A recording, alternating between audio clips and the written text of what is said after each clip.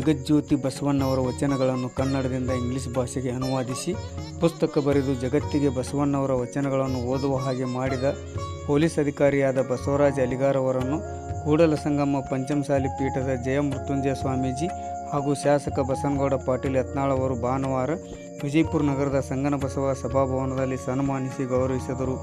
ಈ ಸಂದರ್ಭದಲ್ಲಿ ಮಾತನಾಡಿ, ಬಸವಣ್ಣವರ ವಚನಗಳನ್ನು ದೇಶ ವಿದೇಶಗಳಲ್ಲಿ ಓದುವ ಹಾಗೆ ಮಾಡಿದ ಬಸವರಾಜ ಅಲಿಗಾರ್ ಅವರ ಕೊಡುಗೆ ಅಪಾರವಾದದ್ದು ಎಂದರು. ಈ ಸಂದರ್ಭದಲ್ಲಿ ಗಣ್ಯರು ಉಪಸ್ಥಿತರಿದ್ದರು. ಗದಗ ಜಿಲ್ಲೆ ನರಗುಂದ ತಾಲೂಕಿನ ಹುಳ್ಳಿ ಗ್ರಾಮದವರು. ಹಾಗಾಗಿ ಅವರು ಬೆಳೆದಿರ್ತಕ್ಕಂಥದ್ದು ಇಡೀ ನಮ್ಮ ಪೊಲೀಸ್ ಇಲಾಖೆ ಇತಿಹಾಸದಲ್ಲಿ ಐತಿಹಾಸಿಕವಾದ ದಾಖಲಾಗಿದೆ. ಅಂಥ ಮೂಲಕ ಇನ್ನೂ ಶಿವಯೋಗಿ ಸಿದ್ದರಾಮೇಶ್ವರ ಅಕ್ಮಾದಿ ಅನೇಕ ವಚನ ಬರೆದು ಅವ್ರ ಮುಖಾಂತರ ಸಾಹಿತ್ಯ ಹೊರತು ಬರಲಿ ಅಂತ ವಕೀಲರ ಪರಿಷತ್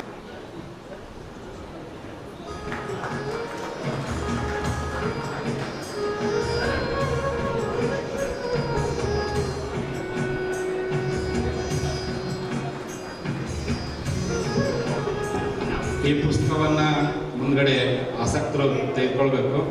ಈ ಪುಸ್ತಕ ಮೈ ಇಸ್ ದ